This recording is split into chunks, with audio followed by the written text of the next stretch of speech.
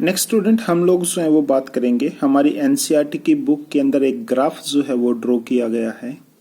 हमने last video के अंदर देखा था कि एक्सटर्नल इन्वायरमेंट जैसे जैसे चेंज होता है तो ऑर्गेनिज्म का जो इंटरनल इन्वायरमेंट है वो भी चेंज होगा। या तो कुछ ऑर्गेनिज्म ऐसे होंगे जो चेंज कर लेंगे, कुछ ऑर्गेनिज्म ऐसे होते हैं जो चेंज नहीं कर पाते हैं। ठीक है, उसके बेसिस के ऊपर हम लोगों ने जो है वो ऑर्गेनिजम्स को क्लासिफाई किया था प्रीवियस वीडियो के अंदर। अब देखें भाई, तो हमारे पास में यहाँ पर दैट इज जो इंटरनल लेवल होता है ऑर्गेनिज्म का, यानी कि इंटरनल इन्वायरमेंट जो है, जो वाई एक्सिस रिप्रेजेंट कर रहा है, वो चेंज होगा या नहीं होगा। ठीक है, उसको हमने जो है वो वाई एक्सिस के ऊपर, और एक्सटर्नल लेवल यानी कि जो इन्वायरमेंट के अंदर जो चेंजेस आएंगे, ठीक है, मींस टेम्परेचर चेंज हो रहा है नहीं हो रहा है। ठीक है, अच्छा जी, और टेम्परेचर चेंज होगा तो ऑर्गेनिज्म के अंदर क्या क्या चेंजेस वगैरह आएंगे, हम लोग इस ग्राफ से जो है वो स्टडी करेंगे। सबसे पहले हम लोग जो है ना वो बात करें बच्चे, जो रेगुलेटर्स हमने पढ़े थे। रेगुलेटर्स जो है ना, हमने बात की थी कि ये वो ऑर्गेनिज्म होते हैं जो अपनी बॉडी का होम्योस्टेसिस जो है वो बनाए रखते हैं फिजियोलॉजिकल मीन्स के थ्रू। और फिजियोलॉजिकल मीन्स के अंदर हमने बात की थी कि ये ऑर्गेनिज्म, फॉर एग्जाम्पल जैसे ह्यूमन बींग्स हैं, सर्दियों के दौरान जो है वो अपने हाथ आपस में रगड़ते हैं ताकि बॉडी का टेम्परेचर जो है वो ये मेंटेन रख सकें। तो रेगुलेटर्स के अंदर क्या होता है बच्चे, जैसे जैसे जो है वो इन्वायरमेंट चेंज होता है, ये क्या काम करेंगे, अपने इंटरनल इन्वायरमेंट को सेम बनाए रखते हैं। ठीक है, होम्योस्टेसिस को सेम बनाए रखेंगे। फॉर एग्जाम्पल देखें भाई, हम लोग कोशिश करते हैं समझने की। ये हमारे पास में इंटरनल लेवल है, ये एक्सटर्नल लेवल है, ये रेगुलेटर है। ठीक है, हम लोग एक्सटर्नल लेवल के अंदर टेम्परेचर मान करके चलेंगे। फॉर एग्जांपल ये है 5 डिग्री सेल्सियस, ये है 10 डिग्री सेल्सियस, ये आपके पास में 15 है, ये आपके पास में 20 है। ठीक है, अच्छा जी, देखें भाई, तो 5 डिग्री सेल्सियस के ऊपर और रेगुलेटर्स के अंदर जो इंटरनल लेवल है, उनका जो इंटरनल इन्वायरमेंट है, उसकी वैल्यू आपके पास में क्या है, ये रही। उसके बाद में यहाँ पर दैट इज 10 डिग्री सेल्सियस के ऊपर जो इंटरनल लेवल है, जो इंटरनल इन्वायरमेंट है, उसकी वैल्यू सेम है। उसके बाद में 15 डिग्री सेल्सियस के ऊपर भी जो है वो सेम है। मीन्स उनकी बॉडी जो है वो मेंटेन करेगी कांस्टेंट इन्वायरमेंट को, जो इंटरनल इन्वायरमेंट है उसको कांस्टेंट करेगी। नेक्स्ट हम लोग जो है वो बच्चे बात करते हैं यहाँ पर दैट इज कन्फर्मर्स की। ठीक है, तो कन्फर्मर्स हमने जो है ना वो डिस्कस किया था कि ये वो ऑर्गेनिजम्स होते हैं जो अपना इंटरनल इन्वायरमेंट जो है वो कांस्टेंट नहीं रख पाते हैं। जैसे जैसे इन्वायरमेंट के अंदर चेंज होगा, ये भी अपना इन्वायरमेंट जो है वो चेंज करेंगे, इंटरनल इन्वायरमेंट को। देखें बच्चे, यहाँ पर जो कन्फर्मर्स जो है हमने यहाँ पर शो किए हैं। देखें भाई, फॉर एग्जांपल देखें, यहाँ पर हम लोग जो है वो क्या कर रहे हैं, बेसिकली ड्रॉ कर रहे हैं कन्फर्मर्स को। ठीक है, ये हुआ हमारे पास में कन्फर्मर।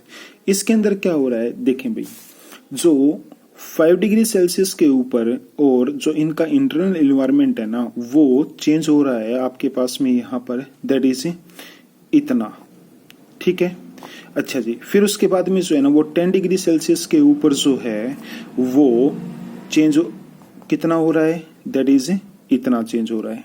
ठीक है, उसके बाद में जो है वो क्या होगा, यहाँ पर 15 डिग्री के ऊपर जो है ना, ठीक है, वो उनका इंटरनल इन्वायरमेंट जो है वो कितना चेंज होगा आपके पास में यहाँ पर, तो दैट इज इतना चेंज होगा। और 20 डिग्री सेल्सियस के ऊपर जो है वो इन्वायरमेंट चेंज होगा उनका, तो दैट इज ये इतना इंटरनल इन्वायरमेंट जो है वो चेंज होगा। मीन्स जैसे जैसे टेम्परेचर जो है वो इंक्रीज होगा, उनका इंटरनल जो इन्वायरमेंट का लेवल है वो भी हमेशा यहाँ पर चेंज होता रहेगा। ठीक है, नेक्स्ट उसके बाद में हम लोग जो है ना वो बच्चे बात करते हैं यहाँ पर दैट इज पार्शियल रेगुलेटर्स की। ये पार्शियल रेगुलेटर्स क्या होते हैं, देखें बच्चे, यदि हम लोग है ना डायग्राम के मुताबिक यदि समझने की कोशिश करें तो पार्शियल रेगुलेटर्स जो हैं वो क्या होंगे, ये वो ऑर्गेनिजम्स होते हैं। देखें भाई, पार्शियल रेगुलेटर का ग्राफ आपके पास में ऐसे बनता है।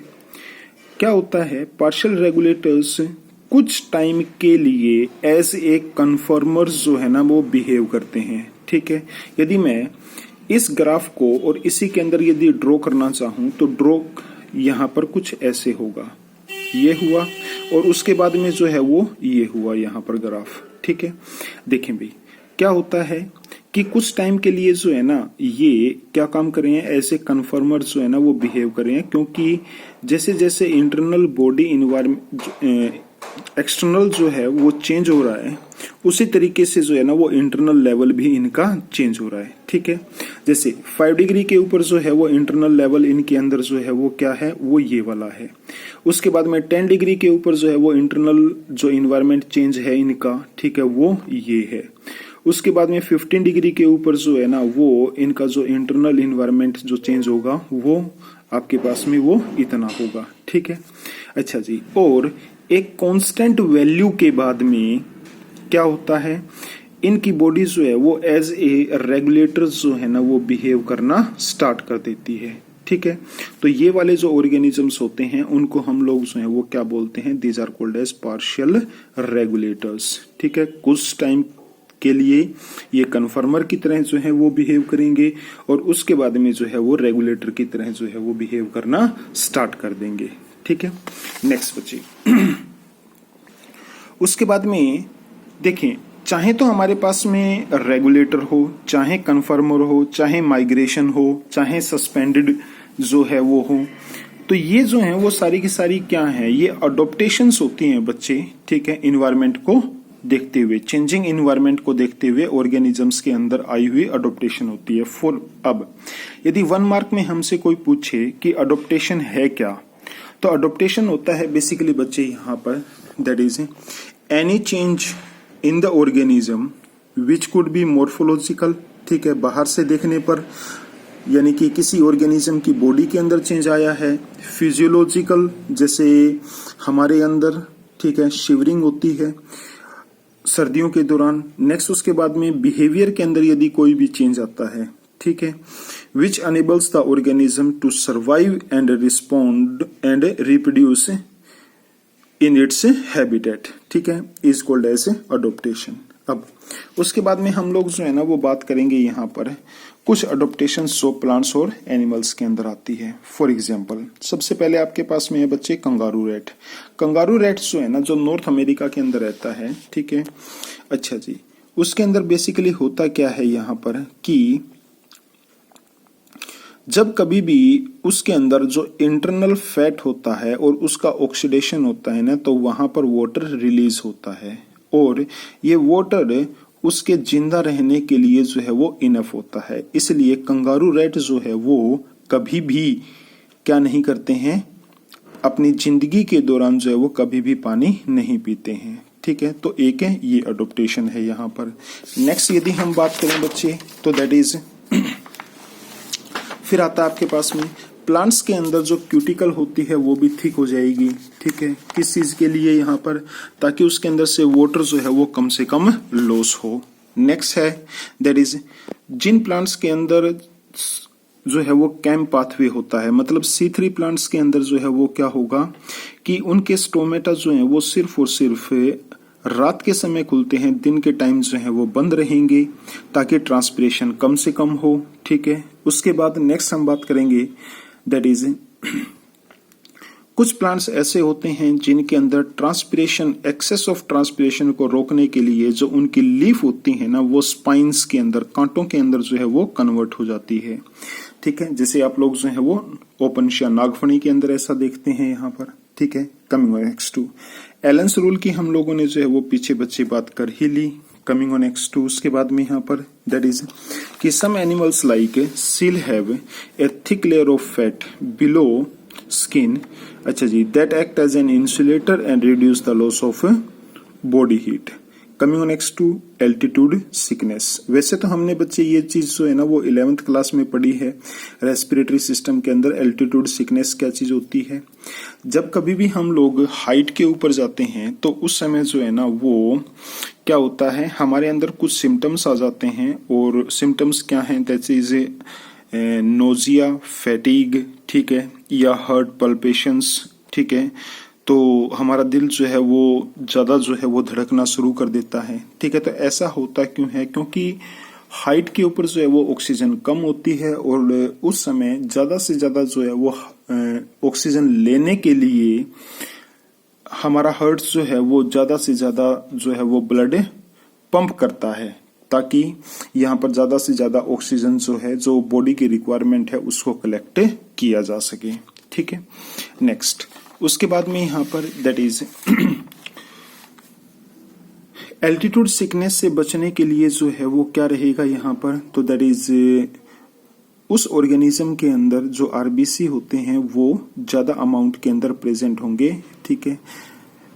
और उसके बाद हम लोग जो है वो बात करते हैं यहाँ पर कि फिशेस के अंदर जो है, जो एंटार्क्टिक रीजन के अंदर रहती है, वो बेसिकली उसका जो ब्लड होता है वहां पर इतनी ज्यादा ठंड होती है और ठंड के बावजूद भी उनका ब्लड जो है वो फ्रीज नहीं होता है, जमता नहीं है। तो ऐसा क्यों होता है? क्योंकि उनकी बेसिकली उनके अंदर जो है वो क्या होता है यहाँ पर, that is anti freeze proteins जो है ना वो बॉडी के अंदर प्रेजेंट होते हैं and these anti freeze proteins does not allow the blood to freeze. अच्छा जी, उसके बाद में यहाँ पर दैट इज जो डेजर्ट फिश होती है वो अपना टेम्परेचर जो है वो इंक्रीज कर देती है बिहेवियरल मीन्स से, ठीक है। मीन्स जब कभी भी टेम्परेचर कम होता है तो उस समय that is bask in the sun. Bask in the sun का मतलब क्या है कि वो धूप लेने के लिए जो है वो बाहर निकलती है, ठीक है। अच्छा जी, जब कभी भी कंफर्ट जोन से टेम्परेचर जो है वो कम हो जाए। और उसके बाद हम बात करते हैं यहाँ पर दैट इज कि जब कभी भी टेम्परेचर एम्बियंट बन जाता है, मतलब उसके अनुकूल हो जाएगा, तो उस समय जो है वो वापसी अपनी जगह के ऊपर आ जाती है, वापसी बिल के अंदर आ जाएगी, ठीक है। नेक्स्ट, उसके बाद हम लोग जो हैं वो नेक्स्ट चैप्टर के बच्चे यहाँ पर बात करेंगे, तो दैट इज इकोसिस्टम।